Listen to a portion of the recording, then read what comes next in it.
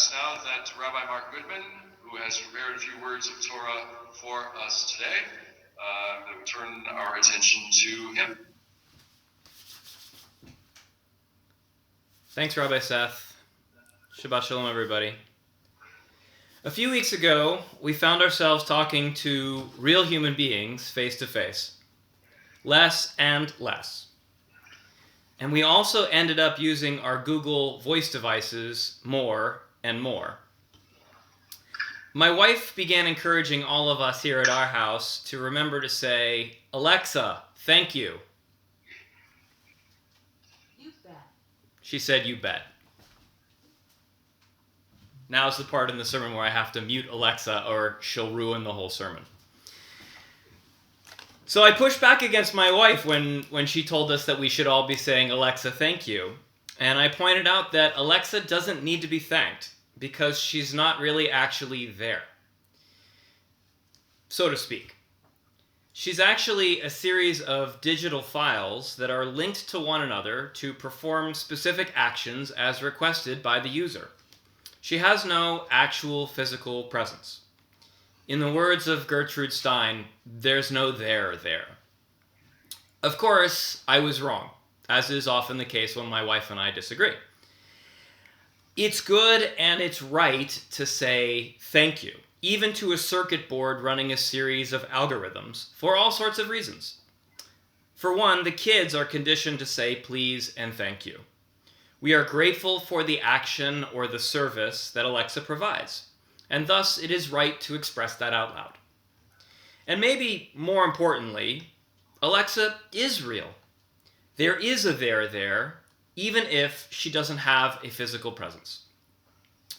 The reason I think this last point was important for me was that Alexa is a nice intellectual foil for thinking about God.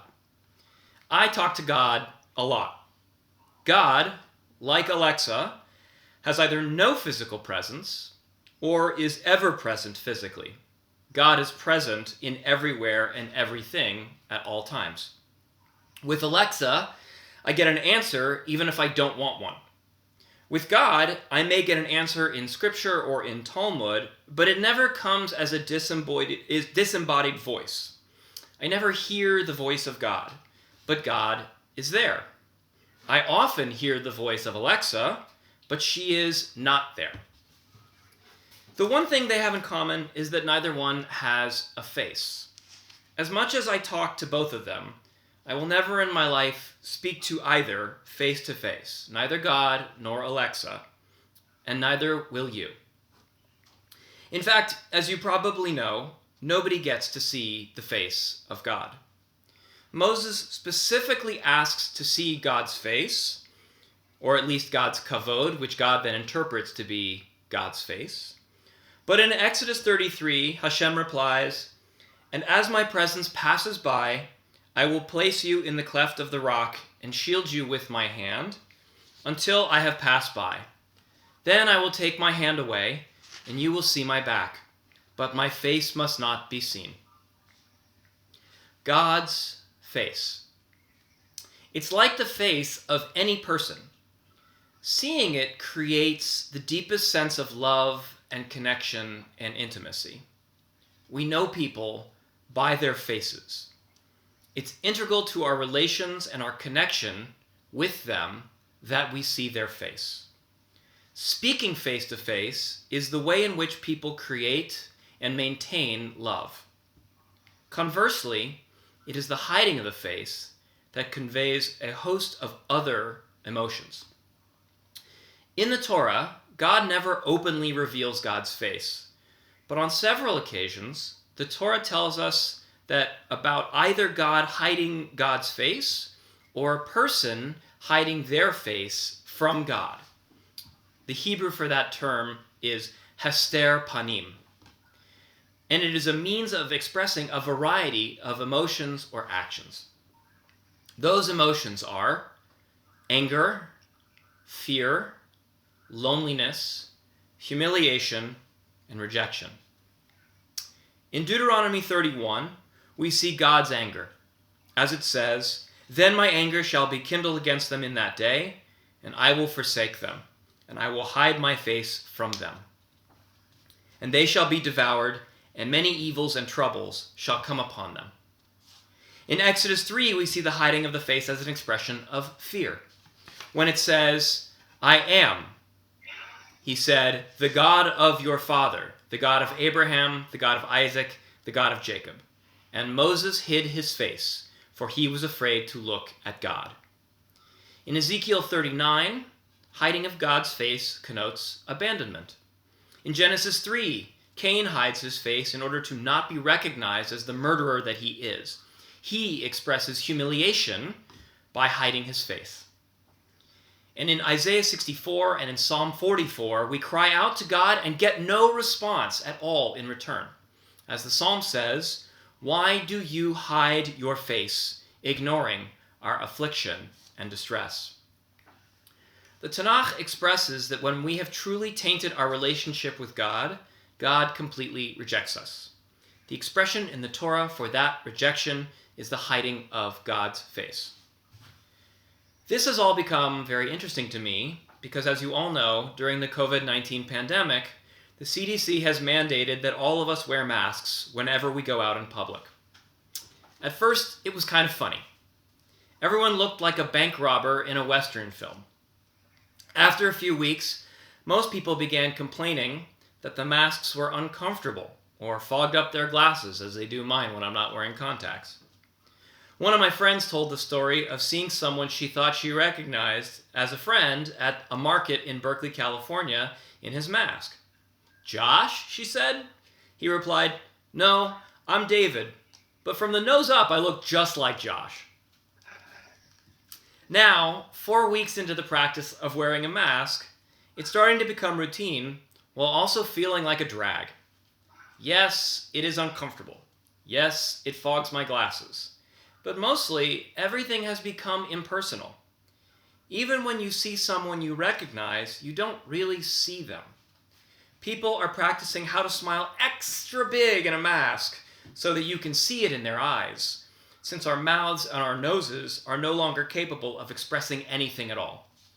We are hiding our faces, not out of anger or humiliation or fear or rejection, but because we have to for our health. But as a result, we lose the ability to convey emotion to others as we normally do, and we're losing that connection. In our Torah portion of Emor, there's a lot going on. Sacrifices, holidays, tort law, a text about a man that profanes God and gets stoned to death. Tucked towards the end in Leviticus 24 is a section that reads the following. You shall take choice flour and bake of it 12 loaves, 2/10 of a measure for each loaf. Place them on a pure table before the Lord in 2 rows, 6 to a row. With each row you shall place pure frankincense, which is to be a token offering for the bread, as an offering by fire to the Lord. The bread is also mentioned in Exodus 25 and Numbers 4, whereas it is referred to as lechem hapanim, literally face bread, but more figuratively call it showbread. According to the Talmud in Menachot, each day when the bread was baked, 4 priests lined up on one table and 4 on another. And in a choreographed movement like a modern dance, they intricately and simultaneously moved the showbread from one table to another, some coming in to bring in fresh bread, some coming out to bring it to the priests to eat. In the process, there is never a moment when the tables are bare of bread, and at the moment of transfer, all the priests face one another inside the Beit HaMikdash, inside the temple. The French existential philosopher Emmanuel Levinas wrote a robust commentary on this text, in which he points out the following. The bread exposed before God's eyes does not leave this table empty for a moment. But curiously, a certain type of interpersonal relation is presupposed here in order to ensure this continuity. The faces, remember that detail of the text, are turned toward one another. The continuity is ensured by a movement of collaboration, but between collaborators who know and look at one another. This is the small society whose interpersonal relations constitute men's real presence to one another. It is not society at large, where men live in anonymity. Levinas believed that God was present precisely at the moment at which the priests in the temple faced one another, that the ritual of the showbread in the temple was sanctified not by God or by the bread or by the elevated location in which the ceremony transpired, but rather in the face-to-face meeting of those men at that specific moment. God is present when people see each other and do not hide. Levinas laments that the modern world is a place where men, quote, live in anonymity. The face-to-face experience to him is real presence. No, I am not advocating that we all disregard our doctors and stop wearing masks. Far from it. Wearing a mask cuts down on the potential radius of aerosolized vapor that might carry the coronavirus. I like to imagine that kid Pigpen from Charles Schulz's Peanuts comic, only instead of dirt he's bopping around in, it's a cloud of COVID-19. Wearing a mask makes that cloud a lot smaller. I want to note, I am not a doctor or an epidemiologist, but from what I've read, none of the things I said is factually incorrect. Some of the doctors in our synagogue can correct me later. But, in fact, by hiding our face, we might possibly be saving another person's life. And nothing could be a greater act of love and compassion for our fellow human than protecting their health. I just think it's worth noting that all those precautions come at a price. And the price is losing a sense of basic intimacy and humanity that creates a society of face-to-face interaction. As if it isn't impersonal enough for us to be shuttered in our homes, viewing communal life through a computer screen, when we do finally get to go out in person, we can't even see other people's faces. And if we see another person's face, the immediate thought going through our heads is probably, "Damn it, lady, put on a mask. I don't want to get you sick." But we can yet be grateful for some things as related to this situation. First, we can see each other's faces. Just 20 years ago, video phone technology was still eternally on the horizon of the future, just like it had been since the 1960s, when the Jetsons had Mr. Spacely yelling at George Jetson over the video phone to "Get back to work, Spacely!" Remember Mr. Spacely? And in contrast, yesterday I was on a digital phone call for CDS Grandparents' Day, and I could see almost 200 faces on my computer screen, including my daughter and my mother, who live very far apart. We can see each other's faces now from across the globe.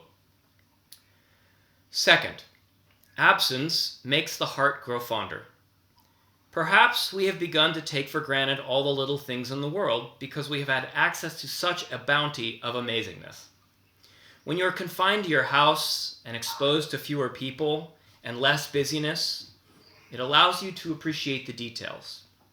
When we again will see our friends and their full faces without masks at a Shabbat dinner or at the market or at a restaurant, we will have come to appreciate it, seeing their eyes and their smiles all at the same time again.